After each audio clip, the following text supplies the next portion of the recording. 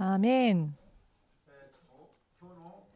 오늘의 말씀을 다 함께 찾겠습니다. 오늘은 신약성경 마태복음 16장 13절로부터 19절까지를 읽겠습니다.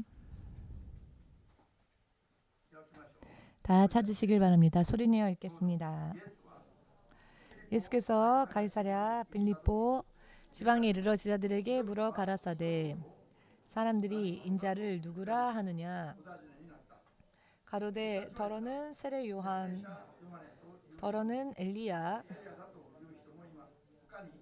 어떤 이는 예레미야 선지자 중에 하나라 하나이다. 예수가 가라사대 너희는 나를 누구라 하느냐 시몬 베드로가 대답하여 가로되 주는 그리스도시요 살아계신 하나님의 아들이시니이다. 예수께서 대답하여 가라사대 바요나 시몬아 내가 복이 있도다. 이를 내게 알게 한 이는 혈육이 아니요 하늘에 계신 내 아버지시니라.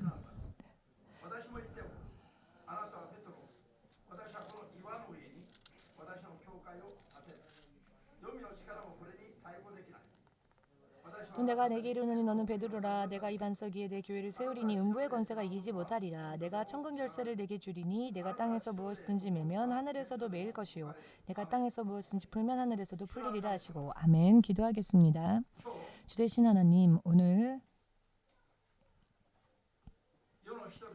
세상의 사람들이 당신께 등 돌리고 주 예수를 주로서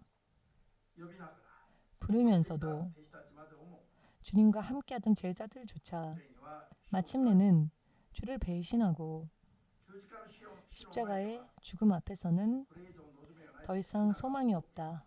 모두가 생각하여 주님을 향한 믿음을 포기했음에도 불구하고 주님께서는 십자가 위에서 죽으시고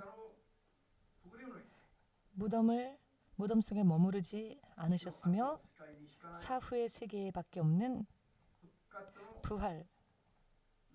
부활을 이루셨고 보라는 듯이 미리 약속해 주신 말씀대로 한 사람 한 사람 앞에 당신의 모습을 드러내 주셨고 주님은 우리의 구세주가 되셨습니다. 주께서 구세주가 되셔서 우리를 찾아와 주셨고 우리를 만나 주셨고 무엇을 어떻게 하며 살아야 할지에 대해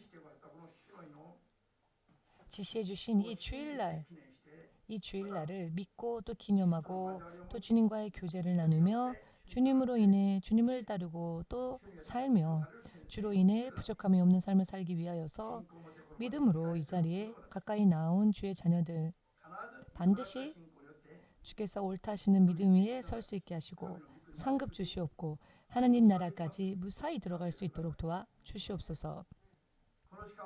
이 시간을 통하여서 부활주 예수 그리스도의 이름으로 하나님의 자녀가 된 우리 한 사람 한 사람이 하나님을 성령으로 인해 아바 아버지라 부를 수 있는 바르며 또 하나님과 친밀한 관계를 교제를 맺을 수 있도록 도와주시옵소서.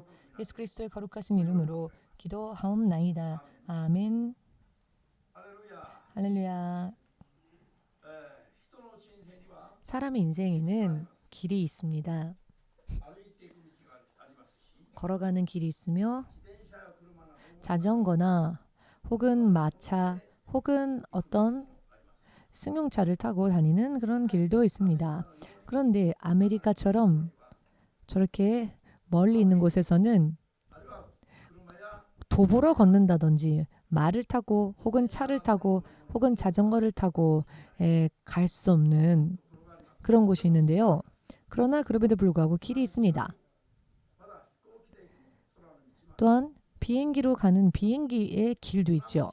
하늘길도 있습니다.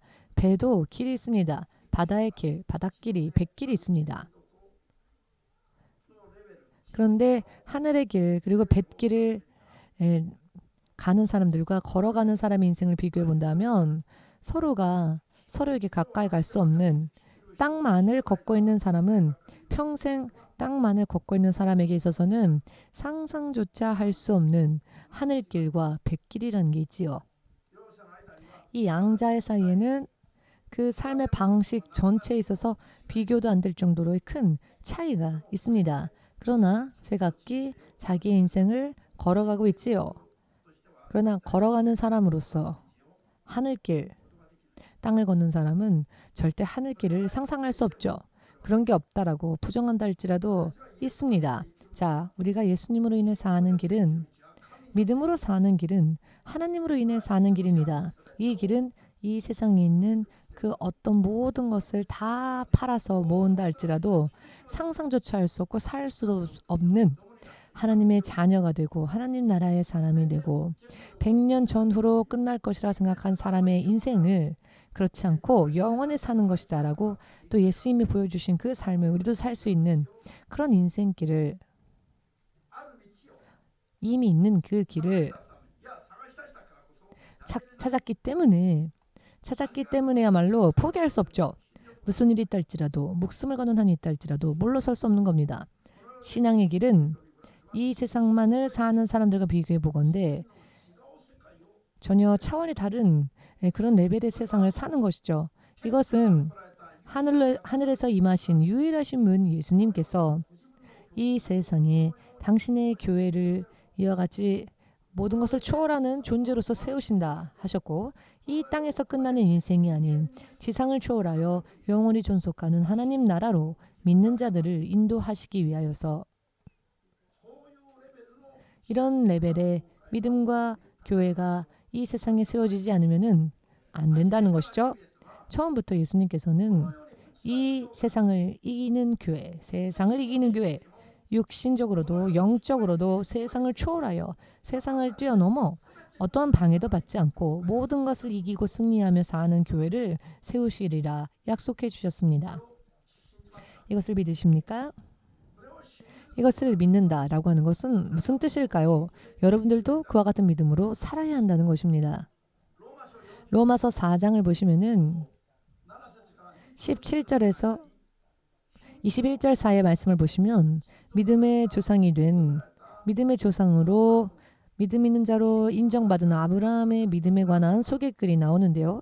아브라함은 하나님을 어떻게 믿었는가? 하나님을 죽은 자조차도 다시 살리실 수 있는 분으로서, 또한 존재하지 않은 것을 불러내시고 아무것도 존재하지 않았던 곳에서, 아무것도 없었던 곳에서 무언가를 불러내시고 이름을 지으시고 존재케 하시는, 아무것도 없는 곳에서 무엇이든지 능히 지으실 수 있는 분이라는, 바로 그 부분까지도 믿었다는 것입니다. 거기까지 믿었다는 것입니다. 이것이 하나님께서 원하시고 하나님께서 구하시는 이 땅에 있어야 할 하나님의 교회와 하나님을 믿는 자들의 신앙적 레벨이 이와 같아야 한다는 것이죠. 그렇기 때문에 때마침 딱 아브라함이 이와 같은 믿음의 섰음을 주께서 인정하시고 보셨을 때 인정하시고 믿음의 조상으로 세우셨습니다.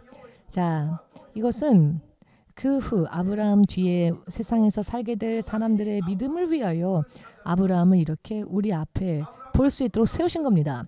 아브라함에 대한 믿음에 대해서 얘기하면은 모두가 아멘 아멘 하며 고개를 끄덕끄덕하지만은,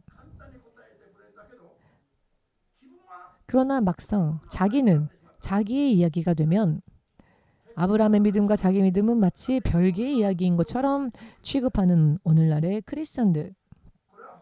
이것은 다른 것이 아닌 스스로의 운명을, 스스로의 인생을 스스로 속이는 행위라는 것을 성경은 확실하게 말씀하시고 계십니다. 사기꾼이 이 마을에 있고 저 마을에 있고 하는 게 아니라 자기 자신이 하나님의 약속을 믿고 따르지 않는 자기 자신이 바로 자기 인생을 속이는 사기꾼이랍니다. 자기의 인생을 속이며 스스로 속이며 산다는 것입니다.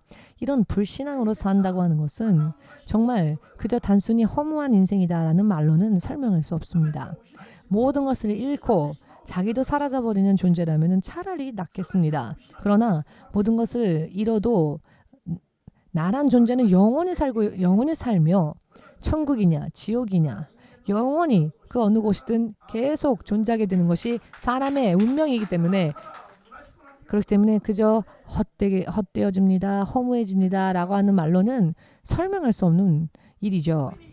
구원에 이르지 못한 그와 같은 운명, 구원에 이르지 못하는 그런 운명, 구원에 이르지 못하는 믿음이라면 차라리 나지 않는 게 나을 뻔했다라고 주 예수께서 이렇게 차갑게 말씀을 하셨다라고 사람들은 생각할지 모르지만 예수님의 이 말씀이야말로 명백한 기준입니다. 기준. 그렇기 때문에 만약 우리가 이 땅에서의 풍습대로 살려고 한다면 교회를 세울 이유가 없지요. 믿음의 선조로서 모범으로서 아브라함을 훈련시키시고 단련시키시고 세우실 이유가 없는 겁니다. 교회를 세울 이유도 믿음의 모범을 보일 것도 훈련시키는 이유도 전부 이 세상에 이제 태어나게 될 사람들의 믿음을 위해서 하신다는 것을 설명하셨죠. 할렐루야. 그렇기 때문에 교회는 건물이 아닌 이 자리에 모이는 여러분들을 교회라고 합니다. 내 나름대로 살던 믿음을, 내 나름대로 살았던 삶을 버리고 오직 유일하신 통치자 하나님께 청종하기 위하여 또 실제로 청종하며 하나님의 평화의 나라, 모든 것을 초월하는 너무나도 놀랍고도 멋진 그 나라를 하나님의 자녀로서 인정받고 그 나라를 유업으로 받기 위하여서 교회에 다니는 것이죠. 그런데 자, 그렇다면 그 레벨이 하나님께서 말씀하신 것처럼 세상을 이기는 레벨, 세상을 이긴 레벨, 그런 믿음으로 한 사람 한 사람이 되어져야 한다는 것입니다. 어떤 일이 있더라도 이 세상에 져서는 안 된다는 것입니다. 이 세상에는 여러 많은 환난이나 시련과 고난이 일어나게 되어 있는 세상입니다. 그렇지만 그렇다고 해서 그것에 패하고 말면 교회를 다니는 이유가 사라지는 것이죠. 하나님의 자녀가 된 의미가 없어지는 겁니다. 세상에 일어나는 일들로 인해 지고 패한다면 하나님 없이 오직 한 번 태어났을 뿐이며 거듭남을 모르는 육적인 사람들의 레벨과 똑같다면은 어찌 예수님을 믿는 의미가 있겠다고 할 수 있겠습니까? 처음부터 확실하게 우리가 예수님을 믿는 것은 세상의 것을 얻기 위하여서가 아니라 세상의 것을 얻기 위해서가 아니라 이 세상에서 조금 성공한 사람들과는 조금 뛰어난 그런 삶을 살기 위해서가 아니라 이 세상에서는 설령 벌거벗은 산다 할지라도 하늘나라, 영원한 하늘나라, 영원한 그 생명, 내가 이 육신을 벗고 난 다음에는 영원한 하나님의 생명을 덧입기 위하여서, 생명을 입기 위하여서 교회를 다니는 것이고 교회도 이것을 가르쳐야 한다는 것이죠. 믿으십니까? 앞으로 드릴 말씀을 잘 들어주십시오. 오늘날의 크리스천들이 얼마나 목적 의식 없이 방향 감각을 잃은 채 진실로 수준으로 따지자면 최고 수준의 사람들이어야 할 사람들이 최저에 가까운 수준에 서 있으면서도 그 위험성, 그 심각성을 알지 못한 채 사는, 마치 눈이 있어도 보지 못하는 것과 같이 사는 크리스천들이 많다는 것인데 이런 부분에 대해서도 알아야 합니다. 예전에 신혼부부가 우리 교회에 참석하신 적이 있었습니다. 결혼하여 얼마 되지 않아서 임신을 했습니다. 오차노미즈 역 앞에 있는 동경 큰 대학병원이 있는데요. 대학병원에 가서 검사를 했는데 이 임신되어진 태아가 아직 7cm밖에 되지 않았을 때, 임신하여서 아직 뱃속에 태아가 7cm 정도밖에 되지 않았을 때에 그 태아의 머리가 이 7cm에 4cm나 됩니다. 그러니까 몸 전체 길이가 7cm인데 머리만 4cm라는 겁니다. 이 태아가. 근데 자, 머리가 4cm, 나머지 몸이 3cm. 이 7cm 태아가 성장했을 때 이 7cm밖에 안 되는 태아의 이 머리만 4cm인데 머리와 똑같은 사이즈의 혹이 이 태아의 머리에 붙어서 태아의 머리가 둘로 보일 정도로 이런 일이 판명났습니다. 그러니 병원에서는 당연히 이 정도로 이 태아의 머리에 이렇게 큰 혹을 가지고 있는 아이는 태어나기 전에 사산되어질 것이다. 또 태어난다 할지라도 정상적인 사람으로서의 삶을 영위할 수 없으며 또 몇 년 살 수 있을지도 모른다. 출산할 수 있을지도 어렵다. 출산하기도 어려울 것이다. 일본의 의학에는 전혀 예를 찾아볼 수 없었다라고. 이것보다 더 작은 혹이 생긴 태아랄지라도 중절을 시켰는데 이 정도로 큰 혹을 가지고 있는 태아라면 출산해서는 안 된다. 오히려 아이를 낳는다는 것은 이런 아이를 낳아서 잘 살 수도 없는 아이를 낳아서 괴롭게 만드는 무책임한 일이다. 그러니 아이를 중절하는 것이 현명한 일이다라고 병원에서는 권했습니다. 이 신혼부부가 처음으로 아이를 잉태했는데 이런 병원에서의 선고를 들으니 얼마나 날벼락과 같았겠습니까? 이 부부가 정말 펑펑 울면서 교회로 찾아왔습니다. 목사님 어떻게 해야 할까요? 라고. 그런데 이런 때에 참 너무나 심각한 상황이지만 방법은 두 가지입니다. 선택은 두 가지이다 라고 말했습니다. 한 가지는 병원의 의학이 권하는 대로 할 것. 이것이 하나의 선택사항이고 또 나머지 두 번째는 우리는 크리스찬이며 하나님의 자녀이니 하나님께 맡겨서 하나님의 인도하심을 받는 방법. 이렇게 두 가지 선택이 있다라고. 나는 강요할 수 없다. 이 부부에게 물었습니다. 자, 이 두 선택의 방법이 있는데 이 둘 중에 하나를 부부가 자유롭게 청하라고 했습니다. 자기의 의지로서 해야 하니까요. 다만 나라면은 내가 이런 문제를 끌어안게 되었다면 나라면 나는 전능하신 하나님을 의지하여서 하나님께서 결과를 주실 때까지 기도하겠다. 이렇게 기도를 했습니다. 이렇게 권했습니다. 말을 했습니다. 그랬더니 이 부부가 울면서 이 아이를 포기할 수 없다고 아이를 낳겠노라 라고 대답했습니다. 그래서 자 그렇다면은 교회에 올 때마다 내가 목사로서 안수하고 기도하겠으니 부부도 제각기의 믿음으로 최선을 다하여 기도하라 라고 이런 약속을 했습니다. 그리고 기도를 했는데요. 얼마 지나지 않아 또 태아의 초음파 사진을 찍지 않습니까? 그런데 조금 변화가 생겼습니다. 이 혹이 하나 있었던 혹이 갈라지기 시작했다는 겁니다. 혹이 얼마 지나지 않아 또 다시 조사해 보니 이 혹이 4등분으로 갈라지게 된 이런 변화들이 생겼습니다. 처음에는 혹 덩어리가 하나였는데 이게 2개로 갈라지더니 4개로 갈라지기 시작했습니다. 알기 쉽게 말씀드린다면은 이 혹이 어떤 힘에 의하여 파괴되어지고 있는 과정이라 할 수 있는 겁니다. 그러나 혹 그 자체는 계속 태아의 뒤통수에 달려있는 상태였습니다. 아무튼 시간은 흐르게 되었고 이제 아이가 태어날 때가 되어 아이를 낳게 되었습니다. 아이가 태어나자마자 이 의사와 간호사들이 이 아이를 부모에게 보여주지 않고 바로 어딘가로 끌고 가서는 2시간 동안 정밀 검사를 했답니다.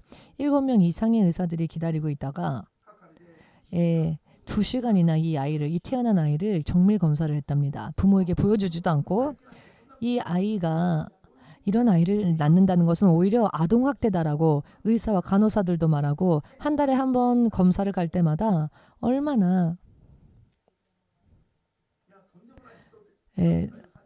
차가운 눈으로 보는지 정말 대책 없는 부모다라면서 이 아이 때문에 어머니가 굉장히 어떤 괴롭힘 등등을 느끼면서도 계속 믿음을 지켰던 겁니다. 막상 아이가 태어났고요. 이제 2시간이 지났을 때 의사와 간호사들이 모두 이 아이를 안고 이 산모의 병실에 찾아와서는 모두가 정말 죄송합니다라고 쫙 서서 머리를 깊이 숙이고는 사죄를 하더랍니다. 이게 무슨 일인가? 아이가 죽었나? 얼마나 불안하겠습니까? 정상적이지 않은 일들이 일어나니까요. 그런데 그 후에 아이를 부모에게 안겨주는데 머리끝에서부터 발끝까지 콩알 정도의 혹도 없었습니다. 아무런 어떤 혹도 없이 완전히 정상적인 아이가 아주 건강한 모습으로 여러분 별로 관심 없으신 얼굴로 보시는데요. 아니 이런 극적인 순간에 어찌 다른 생각하고 계십니까?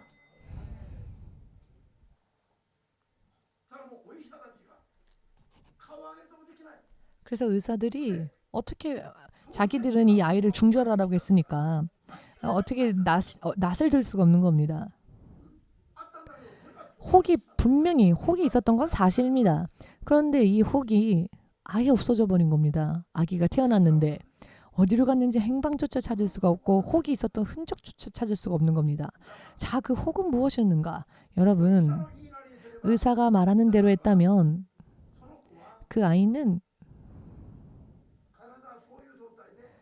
육신을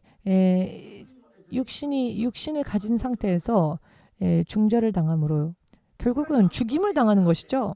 그래서 죽었을 겁니다. 그런데 음부에 있어서 죽었을 겁니다. 근데 지금은 이 아이가 건강하게 태어나서 부모와 함께 신앙생활을 하고 있습니다. 여러분 생각을 해보십시오. 여러분들이 만약 이 아이의 입장이라면, 만약 여러분들이 이 아이의 운명이었다면은 여기에서 의사의 판단대로 깨끗하게 태아를 중절해 버렸다면은 그 태아는 불 속에서 허덕이고 있었을 겁니다. 지금 일본의 의학 수준은 정말 세계 최고의 수준 아닙니까? 이 의학의 판단으로 사람의 운명이 이렇게 좌지우지되어지고 있는 겁니다. 이 일본 땅에서는 1년 동안 임신 중절로 빛을 보지 못한 채 허무하게 한 명 한 명의 영혼이 음부로 떨어지고 있는 이런 숫자가 몇이나 있다고 생각하십니까? 조사해 보았더니 16만 명의 아이들이 1년 동안에 일본에서만 이렇게 중절을 당하여서 바꿔 말한다면은 죽임을 당하고 있다는 겁니다. 매년. 이것이 의학의 판단입니다.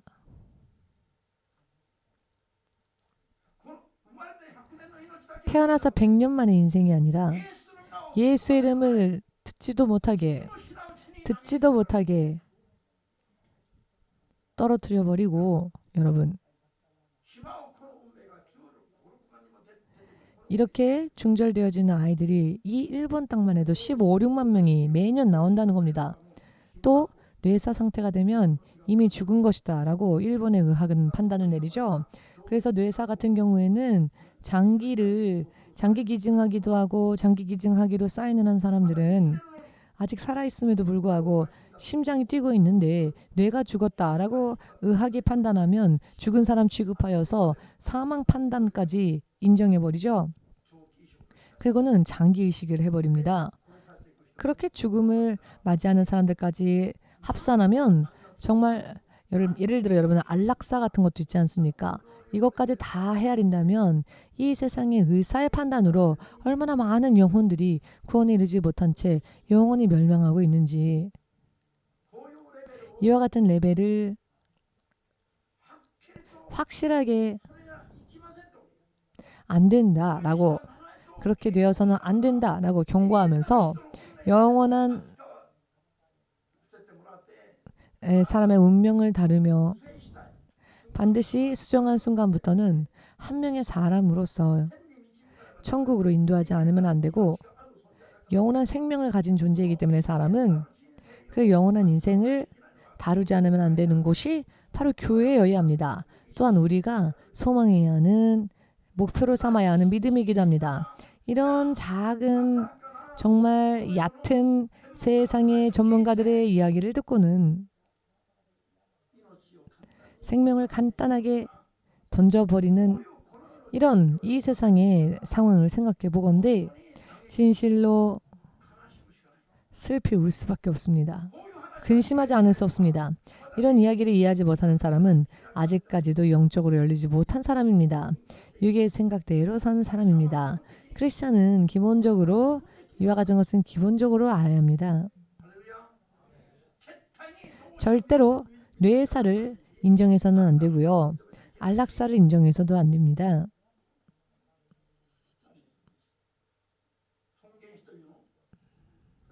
존엄사라고 하나요? 또한 낙태를 허용한다면 그것은 살인을 허용하는 일이 됩니다.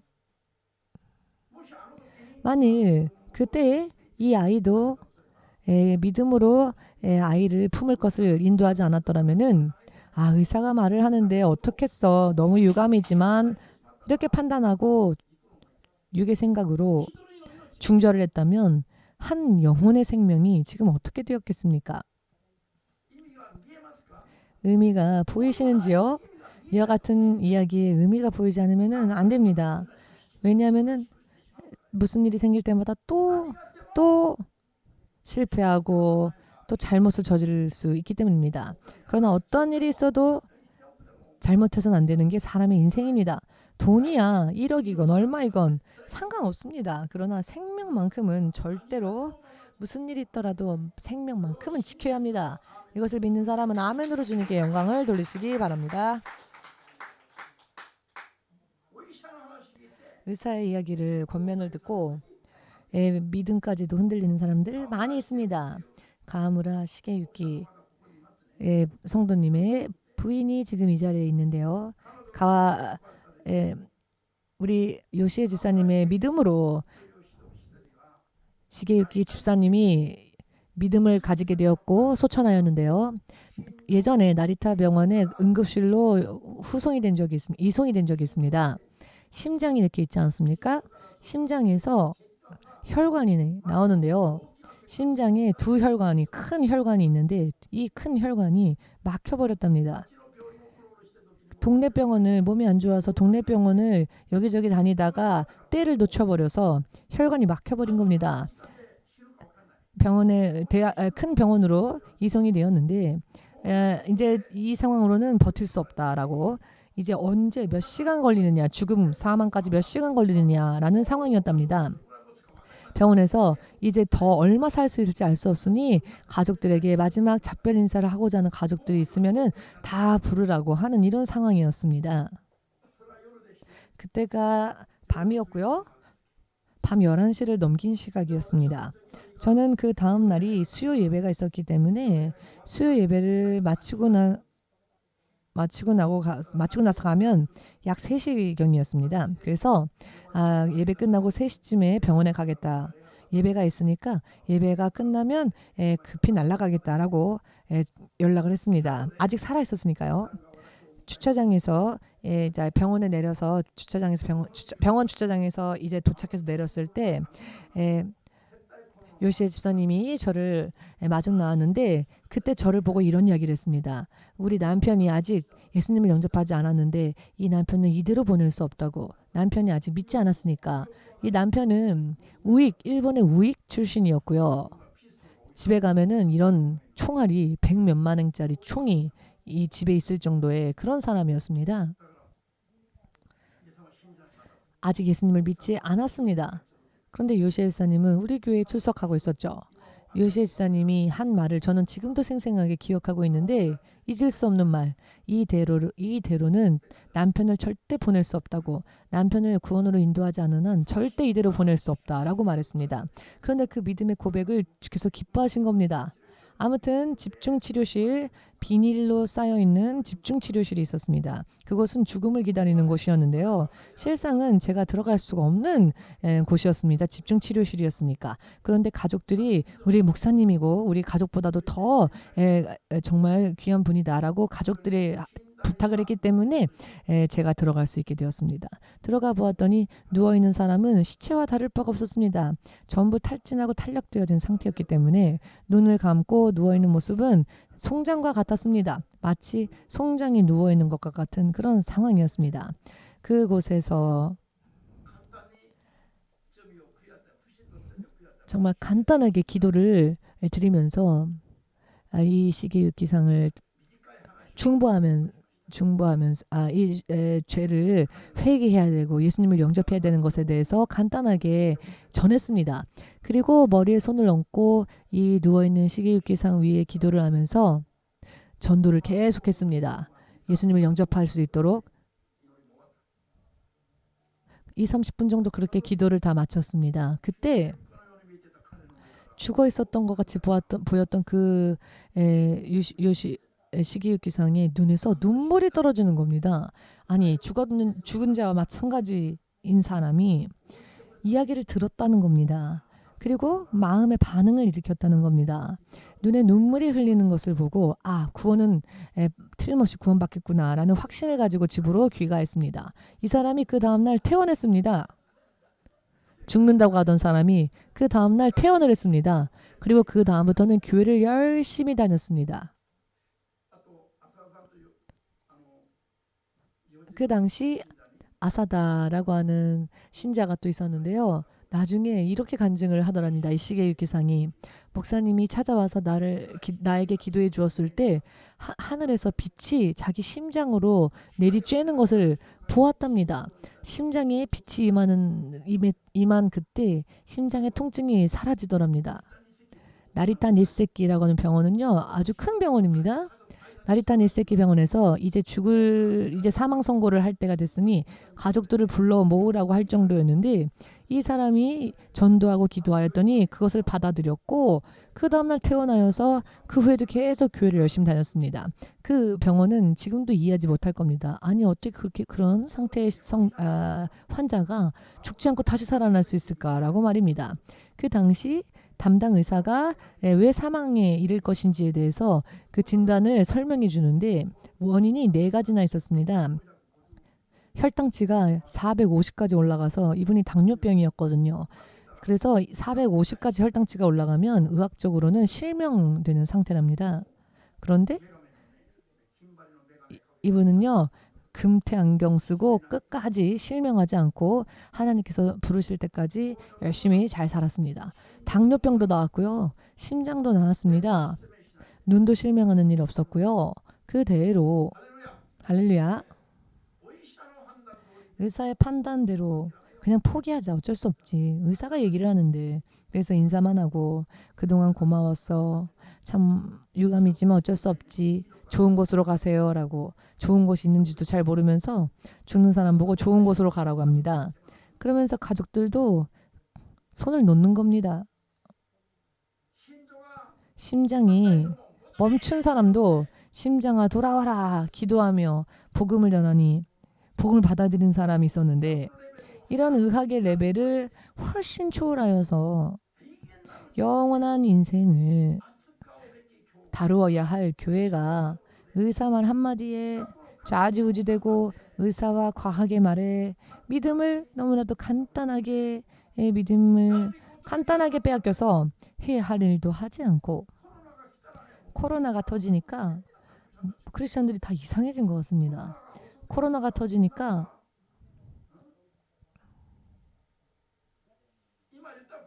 지금 말씀드린 이런 병보다도 비교도 안 될 정도로 사실은 약한 거죠. 독감 같은 건데 온 세상이 지금 난리가 났죠. 믿음이 없는 사람이야 두렵겠지만 믿음이 있는 사람은 더더군다나 믿음을 증거하고 전해야 될 사람들은 그리하면 안 될 텐데, 저들도 똑같이 두려워하고 의사가 무언가를 이야기하면 다 두려워 벌벌 떨면서 의사가 이렇대 의사가 저렇대, 또 어떤 사람은 백신이 666이래, 이런 레벨이 되어버렸습니다. 주 예수가 세상에 임하셨을 때에도 이 세상에 시련과 환난이, 아픔과 고통과 환난이 없었던 게 아닙니다. 있었습니다. 핍박도 있었습니다. 목숨도요 노리는 자들이 많았죠. 그러나 예수님은 말씀하셨습니다. 내가 세상을 이기었노라 라고. 너희도 세상을 사는 동안에 여러 많은 환난을 만날 것이다. 그러나 너희가 나를 의지한다면 너희는 세상에서 환난을 만난다 할지라도 너희도 나와 같이 환난을 이길 것이다. 그러니 마음을 빼앗기지 않도록, 세상의 수준에 휘둘리는 일이 없도록 너희는 담대하라. 그리고 믿음을 지켜라 라고 말씀하셨습니다. 주 예수께서 그렇게 말씀하신 게 아닙니까? 그 예수님을 믿으면서 말로는 주 예수 하지만 생활의 수준을 보면 이 세상의 일들에 영향을 받죠. 아무리 목사님이 열심히 기도해서 주님으로부터 받은 것을 전하여도 의사 말 한마디면 모두가 시선은 의사에게만 집중합니다. 세상을 지으신 분이 기도해서 기도하니 세상을 지으신 분이 응답을 주셨는데 그 응답에 대해서는 들으려고 하지도 않습니다. 얼굴도 마주한 적 없는 어떤 의사가 이렇게 말했대 저렇게 말했대 하면 그 말에 열중합니다. 이런 상황에서 크리스찬이라 할 수 있을까요? 의사가 하는 말이라면 제가 간증한 여러 많은 사람들은 이미 죽어서 이 세상에 있어서는 안 되었습니다. 더더군다나 구원받지 못한 채 불 속으로 떨어졌겠죠. 그러나 의사들이 포기한 자들조차 몇 명이나 전도하고 구원으로 인도하여 하늘나라까지 무사히 보냈는데 이런 일들에는 흥미도 없고 얼굴조차 마주한 적 없는 기도조차 할 수 없는 그런 의사들이 이 세상의 레벨에서 이야기하는 연구 결과에 자기 생명을 맡겨버리고 하는 그러면서 나는 믿음을 가진 사람이다라고 말한다면 어찌 크리스천이라 할 수 있겠습니까? 이 세상에서 말하는 사람들의 수준대로라면 저는 아마 49살에 이 세상에 살아있을 수 없었을 겁니다. 왠지 아십니까? 물어보세요. 점쟁이가요. 저는 49살 이상을 살 수 없다 했습니다. 점쟁이가 이 사람의 운명은 49살까지다라고 했습니다. 그러니 49살의 운명이 끝나니 하고 싶은 거 열심히 하고 먹고 싶은 거 많이 먹으라고. 왜냐하면 49이 되면 세상을 떠날 거라고 점치는 자가 말을 했습니다. 제가 그 점치는 자의 이야기에 만일 마음을 빼앗기고 그 말을 의지했더라면은 동경 EMC도 EMC 교회 연합도 세상에 세워지는 일이 없었겠지요. 여러분들 이렇게 여러분 멋진 초자연적인 그런 믿음을 가진 여러분들을 만나는 일도 만날 수도 없었을 겁니다. 불 속에 예수님을 만나기 전에 이미 불 속에서 허덕이고 있었겠지요. 그러나 주 예수께서 그와 같은 운명이라고 점쟁이는 말했지만 저의 그 운명을 예수님은 바꿔주셨고 천지를 지으시고 사람을 만드셨으면 영원히 세상을 다스리시는 하나님께서 너희의 주이며 너희의 아버지다라고 확실하게 이렇게 전할 수 있게 해주지 않으셨습니까? 레벨이 틀립니다. 레벨이. 하나하나 세상에 구애되어 사는 자는 불신자, 이것을 초월하여 하늘길을 달리는 자들. 하늘길을 달리는 자는 도로의 표지판을 보지 않지요. 도로의 신호를 보지 않습니다. 비행기를 탄 자는 그 모든 것을 초월하여 하늘길을 달립니다. 우리의 믿음도 이렇게 하늘길을 달리며 믿음으로 천국까지 날아가야 합니다. 그런데 그럼에도 불구하고 이 세상에 신호에 걸린 것처럼 의사들의 이야기를 듣고 금세 마음이 흔들린다면 어떻게 하시렵니까? 이런 레벨로 예수님을 증거하려 하십니까? 세상에서 지면서 어떻게 예수님을 전하시려고 합니까? 무슨 일만 생기면 좀 쉬겠습니다라고 하는 믿음으로 어떻게 예수님을 자랑하고 증거할 수 있겠습니까?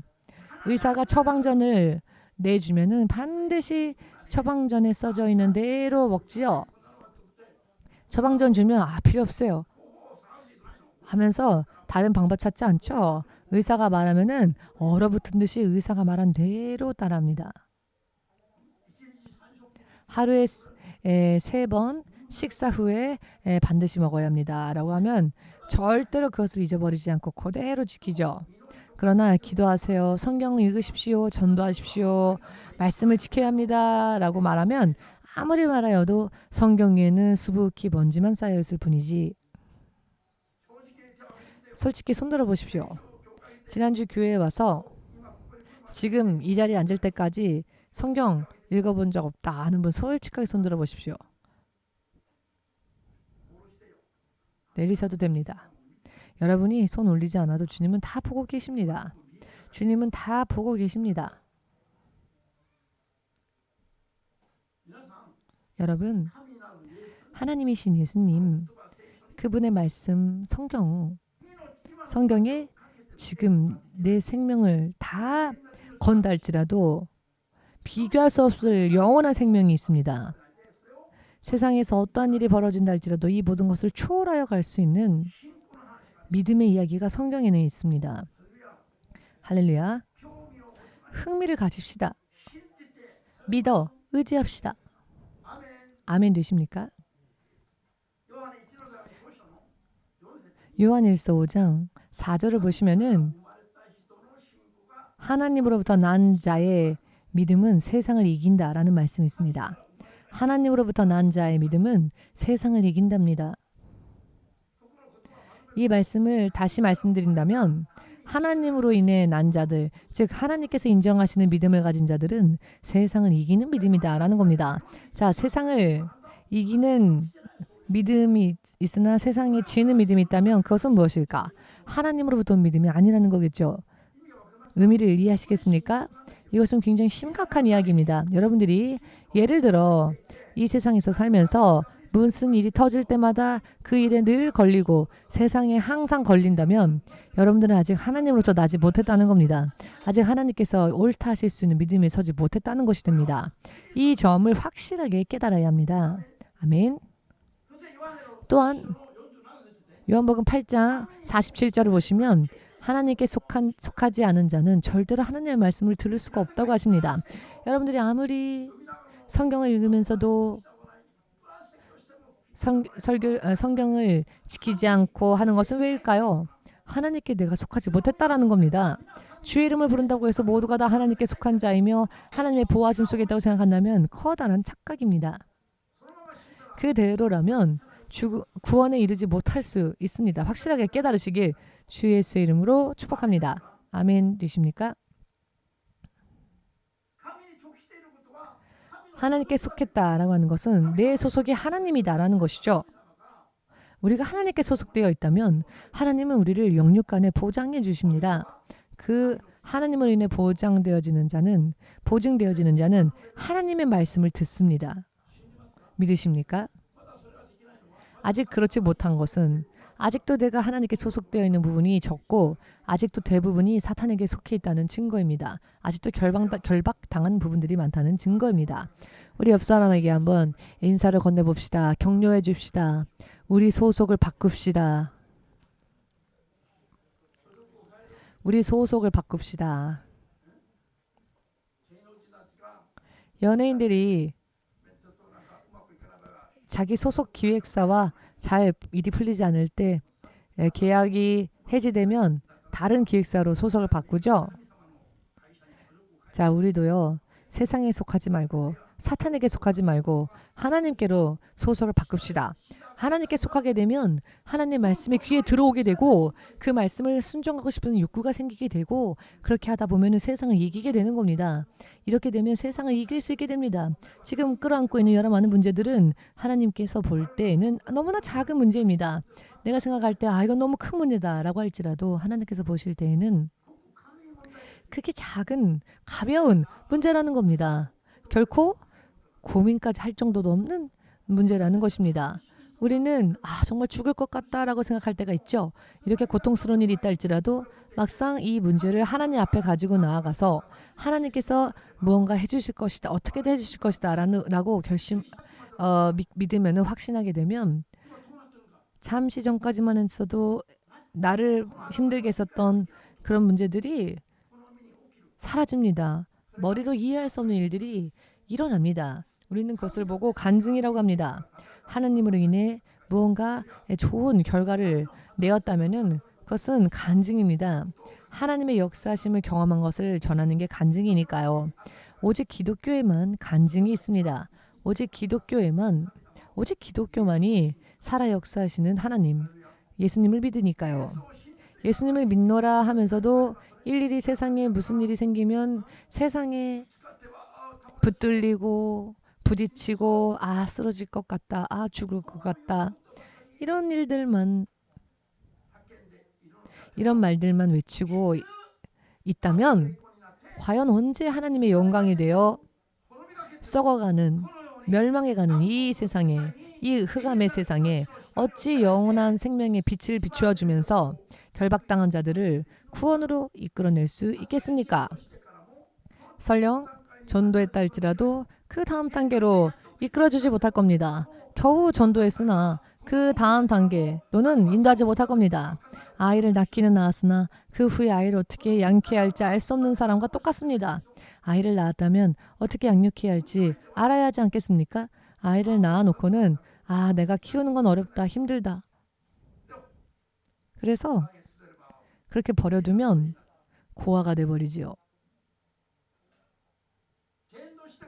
전도해놓고 반드시 세상을 이기고 하나님 나라로 무사히 갈 수 있는 믿음까지 가르치지 않으면 안 됩니다. 가르치지 않는다면 나는 놓았지만 버려두는 것과 뭐가 다릅니까? 이파리 있는 무성 하나 열매 맺지 못하는 결과가 되어버리는 것입니다. 싹이 트고 이파리가 무성해지면 열매를 맺어야 하는데 이파리만 무성하지 열매가 없으면 주께서 어떻게 하신다 하셨습니까? 이파리는 무성하나 열매가 없구나. 자, 이 나무는 저주받을 것이다. 뿌리, 밑둥까지 다 썩어버릴 것이다 라고 저주를 선언하셨습니다. 믿었노라 하면서도 거듭나지 않고 성장하지 않고 주께서 옳다 하시는 믿음으로 성장하지 않으면은 열매 맺지 못한다면은 어떻게 되겠습니까? 이 세상의 사람들이 이 세상에서는 다룰 수 없는 레벨, 창세 이전 세우신 하나님의 계획에서 영원에 이르기까지의 사람의 인생을 다루면서 그것을 하나하나 일일이 또 확실하게 실제적으로 순종할 수 있을 때까지 이끌어줘야 하는 곳이 교회여야 합니다. 그런데 의사의 수준에서 조종당하는 그런 믿음이라면 과연 어찌 교회를 할 수 있고 어찌 크리스천이라 할 수 있겠습니까? 정말 너무 한심하지 않습니까? 한심한 수준입니다. 최근에 우리 EMC 신학교에 입학하신 학생들을 보면 자기가 20년 전에, 10년 전에, 30년 전에, 40년 전에 하나님의 종으로 성령의 음성이 성령께서 음성을 들려주셨지만 그것을 성령의 음성인지 깨닫지 못하고 하나님께서 창세 이전부터 계획을 세우시고 드디어 하나님의 계획대로 이 땅에 태어나서 하나님을 영접했을 때 성령으로 여러 많은 모양으로 성령께서 하나님의 뜻을 계시하시고 주의 종으로 부르셨음에도 불구하고 깨닫지 못한 채 몇십 년이나 소비하고 헛되게 소비하다가 겨우 EMC와 연결되어지고 당신이 주의 종으로 부름받은 사람입니다. 말을 듣고 기도해보니 하나님이 응답해 주시고 그것이 확인이 되어서 신학교 입학한 분이 얼마나 많은지 아십니까? 창세 이전에 세우신 하나님의 계획까지 깨닫게 해주시고 영원한 인생을 향하여 온전히 하나님을 순종하는 믿음까지 인도해야 할 교회가 어찌 100년도 알지 못하는 의사의 레벨에서 휘둘리고 있는 것일까요? 믿음의 지식이 전혀 바르지 못하기 때문에 그렇습니다. 또 설령 믿음이 있다고는 해도 그 믿음을 믿은 대로 실제로 삶에 적용하지 못하기 때문에 그렇습니다. 사실 이런 이야기들은 누군가가 이야기해서 권변해서 해야 할 일이 아니라 스스로 자발적으로 생명길만큼은 스스로 자발적으로 해야 합니다. 누군가가 권면하지 않으면 가르쳐주지 않으면 포기해도 좋을 그런 이야기가 아니지 않습니까? 권면해주고 가르쳐주는 자가 없다 할지라도 자기의 생명이라면 자기의 인생이라면 묻힌 채로 있는 자기의 인생을 캐내야 하지 않겠습니까? 자기 자신은 그래야 하지 않겠습니까? 다른 변명을 만들어서는 안 됩니다. 아멘 되십니까?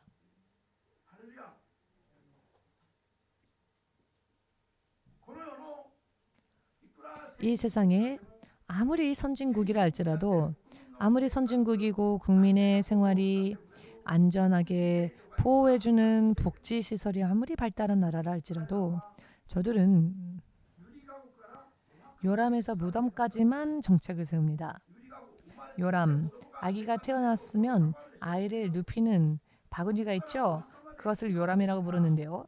요람에서 무덤까지밖에 생각 안 하는 게 복지 정책입니다. 세상에. 이 세상에 아무리 멋진 복지 국가라 할지라도 무덤까지밖에는 아무런 제도를 세우지 못합니다. 유럽을 지상낙원이라고 하지 않습니까? 복지가 잘 되어 있는 나라들이라 할지라도 요람에서 무덤까지의 제도일 뿐입니다. 그러나 그 속에서 교회가 왜 요람에서 무덤까지 함께 머물러 있습니까? 교회는 전후를 초월하여 창세 이전 하나님께서 나를 향하여 어떤 계획을 세우셨는가 기도하였더니 내가 종으로 부름받았구나. 이것은 창세 이전의 계획이었던 것이죠. 의미가 보이십니까? 에베소서 1장 4절 이하 말씀을 보시면 창세 이전에라는 기록이 있습니다. 하나님께서 예수님을 그리스도 구원주로서 우리들을 하나님의 자녀로 삼으실 계획이 창세 이전, 세상을 지으시기 이전부터 이미 세우신 계획이라는 것입니다. 이 세상을 지으시기 전에 이 세상을 지으실 때에도 우리는 존재하지 않았죠? 세상을 다 지으시고 마지막 날에 사람을 지으셨습니다. 그런데 아직 사람이 만들어지기 전에 세상도 만들어지기 이전인 창세전에 하나님은 이미 한 사람 한 사람을 향한 한 사람 한 사람을 예수님의 이름을 통하여 당신의 자녀 삼으실 계획을 세우셨다는 것입니다. 이것 또한 확실하게 믿으셔서 눈이 영원한 창세 이전부터 영원히 끝이 없이 계속되어지는 미래의 영원한 미래의 자기 인생까지 눈이 활짝 열리시기를 주 예수의 이름으로 축복합니다.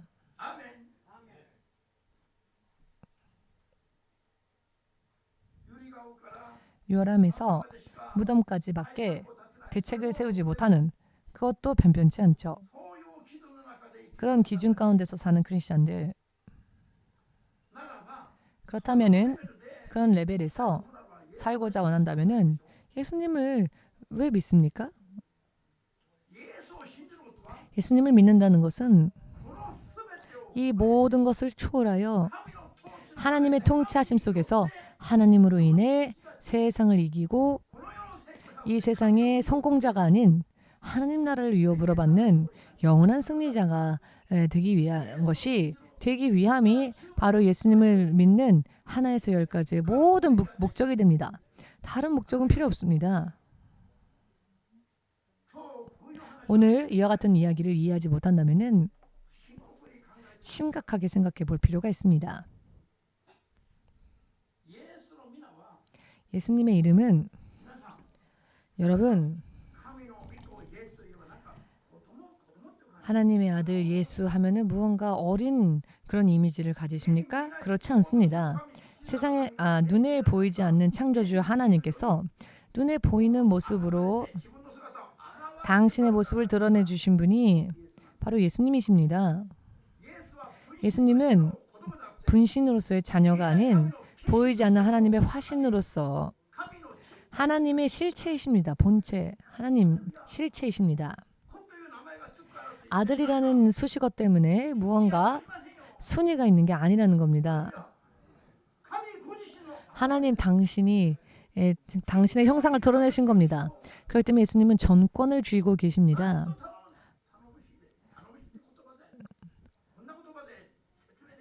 든든하다는 표현으로도 말을 다 형용할 수 없죠. 얼마나 상상할 수 없을 정도의 강력한 권세와 능력을 가진 분이십니까? 존재하지 않는 곳에서 불러내십니다. 나와라 하면 존재하지 않았던 자가 부름받은 대로 반응하여 나온다는 겁니다.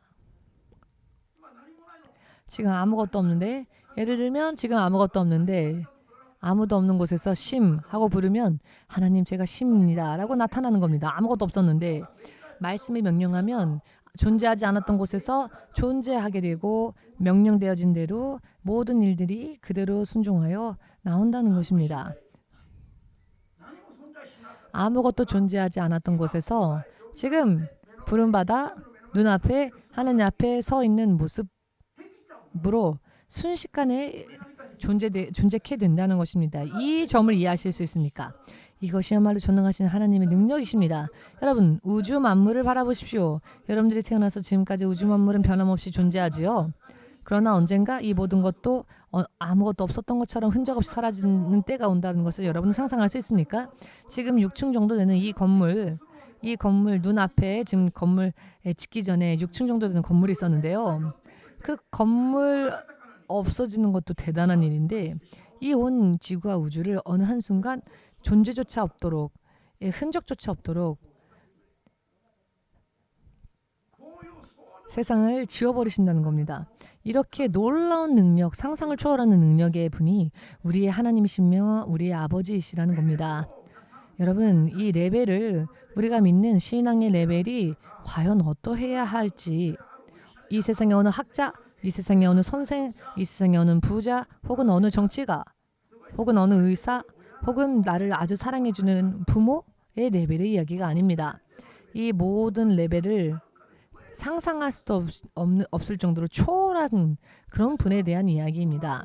그러니 코로나를 지나가면서 믿음이 침륜에 빠진 자들 크리스찬이라 할 수 없습니다. 히브리서 10장 38, 39절을 보시면 하나님의 의인은 믿음으로 살리라 라는 말씀이 있습니다. 침륜에 빠지는 자는 하나님 마음에 합당치 않은 자입니다. 하나님을 향한 믿음으로 사는 믿음이라는 것은 자기의 영혼을 구원으로 인도하는 믿음입니다. 침륜에 빠지는 자는 구원에 이르지 못합니다. 여러분, 믿는다 하는 사람의 영혼이 모두가 다 구원에 이를 수 있을까요? 그렇지 않습니다. 무슨 일만 생기면 침륜에 빠지는 자는 자기 믿음, 자기 영혼을 구원으로 쏘아 올릴 수 없다는 것을 알아야 합니다. 모두 함께 고백해 볼까요? 무슨 일만 생기면 침륜에 빠지는 믿음은 자기의 영혼을 구원으로 이끌 수 없다. 하나님 뜻에 합당하지 않은 믿음이다. 할렐루야. 앞으로 코로나와는 비교도 안 될 정도로 더 심각한 일들이 언제든지 일어날 수 있는 위험성이 있습니다. 주께서 다시 오시기 전에는 이 세상에 여러 많은 징조들, 시련들이 일어난다 하셨습니다. 물론 7년 환란과 비교해 보건대 정말 작은 것이지만 7년 대환란에 들어가게 되면 정말 사람의 지금의 의식 상태로는 사는 것이 싫어서 할 수만 있거든 자살하고 싶을 정도의 환경이 될 것입니다. 그렇기 때문에 그것과는 비교도 안 되지만 그럼에도 불구하고 지금까지보다는 더 훨씬 견디기 어려운 여러 많은 일들이 앞으로 세상에 일어날 것입니다. 성경은 그것을 예언하고 계십니다. 자, 그렇다면은 이 코로나 정도로 휘둘리는 믿음이라면 앞으로 여러분들이 육신을 떠나 천국에 갈 때까지 믿음 계속 지킬 수 있는 자신이 있으십니까? 제가 보건대 지금 이대로라면은 좀 어려워 보입니다. 힘들어 보입니다. 코로나까지 정도는 어떻게든 교회에 왔는데 더 심각한 게 오면 안 되겠다. 이런 사람이 또 나올 겁니다. 여러분, 우리 열심을 냅시다. 열심을 냅시다. 하나하나 간증할 수도 없을 정도입니다. 의사나 이 세상의 레벨의 판단으로 너무나 쉽게 포기하는 자들을 지금까지 계속 인도해 왔습니다. 이제 죽는다 했던 자가 마지막에 복음을 전했을 때 그 죽은 자와 같았던 자가 눈물을 흘리며 예수님 영접하고 천국으로 가는 사람들도 있었고, 정말 어디까지 믿음이 필요한가? 저런 사람들이 그냥 내버려둬도 되겠습니까? 그냥 내버려둬도 됩니까? 의사들이 포기했다고 해서 내버려둬도 되겠습니까? 죽는다고 하니까 그냥 내버려둬도 되겠습니까? 만일 그 죽어가는 자가 여러분 자신이라면 사람들이 여러분을 포기해도 좋다고 생각하십니까? 그렇지 않죠. 다른 사람의 이야기니까 간단하게 어쩔 수 없지라고 말하죠. 너무나도 간단하게 눈앞에서 가족조차도 포기하는 사람들을 저는 많이 보아왔습니다. 왜냐하면 몰라서 그렇습니다. 그래서 더 이상은 어쩔 수 없다라고 생각하기 때문에 그렇습니다. 사후의 영원한 운명까지도 다 계산하고 그 흐름을 읽고 인도해야 할 곳이 교회여야 합니다.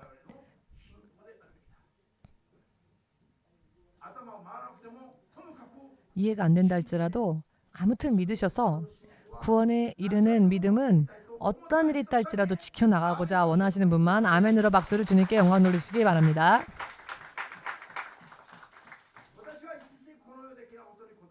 제가 일일이 이 세상에 있는 것을 이 세상의 것을 구애를 받았더라면 저는 벌써 목사를 하지 않았을 겁니다.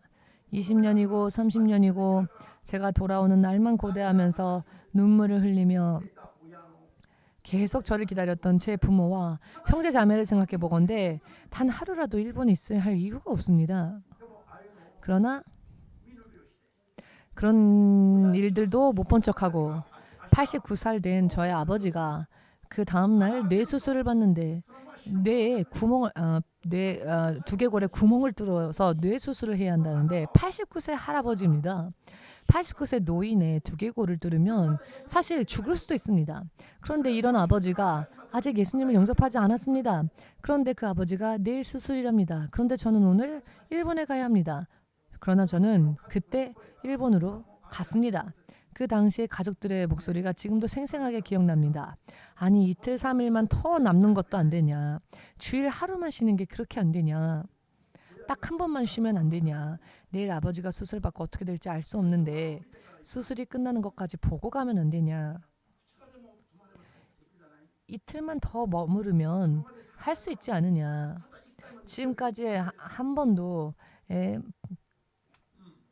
돌아보지 않았으니 딱 한 번, 이 일주일 한 번, 이 딱 한 번 주일, 딱 한 번 우리 이야기 들어줄 수 없느냐. 이런 이야기를 들으면 온 전신의 감각이 마비될 것만 같은 아픔이 옵니다.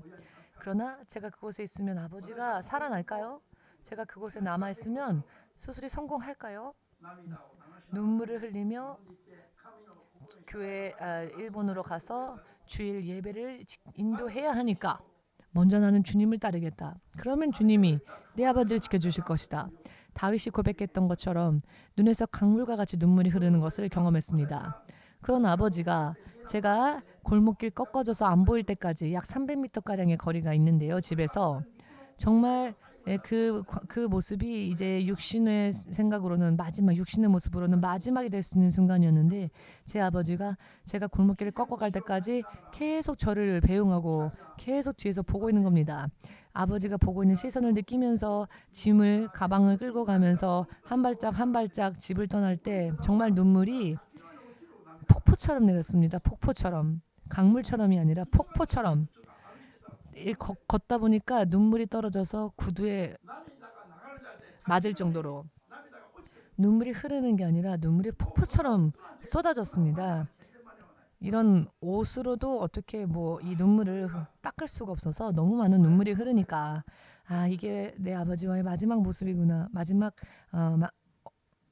모습을 보는 것이겠구나. 골목길을 꺾어야 했을 때에 다시 뒤돌아보니 저도 몇 번이나 뒤돌아보았지만은 아버지가 아직도 손을 흔들면서 그곳에 서 계신 겁니다. 아 어쩌면 이것이 내 마지막 기억에 남는 아버지의 마지막 모습일 수 있겠다 하고 그 모습을 눈에 담자 하여서 89살 된 아버지가 이렇게 손을 흔드는 모습을 보았습니다. 그리고 일본에 오면서 주님 생명만은 살려주십시오. 하나님께 맡기겠습니다. 그 후에 토요일날 연락을 했습니다. 혈압이 높아서 수술을 할 수가 없었다. 그 이야기를 들은 순간 다행이다라고 생각했습니다. 수술할 수 없다는 이야기를 듣고 제가 잘 됐다라고 생각했습니다.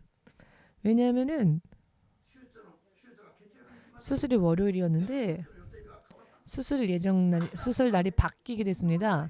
왜냐면은 제가 왜 그때 그 이야기를 듣고 잘 됐다라고 했냐면은 그만큼 중보기도 할 수 있는 시간을 번 겁니다. 그래서 제가 주일날 계속 기도를 했는데 주님께서 저의 기도로 아버지가 구원받는 것을 보여주셨습니다. 주님은 살아계십니다. 분초마다 우리를 보십니다. 믿으십니까? 무엇을 두려워하겠습니까? 두려울 게 뭐가 있습니까? 우리 예수의 3장 함께 하고 함께 기도하겠습니다.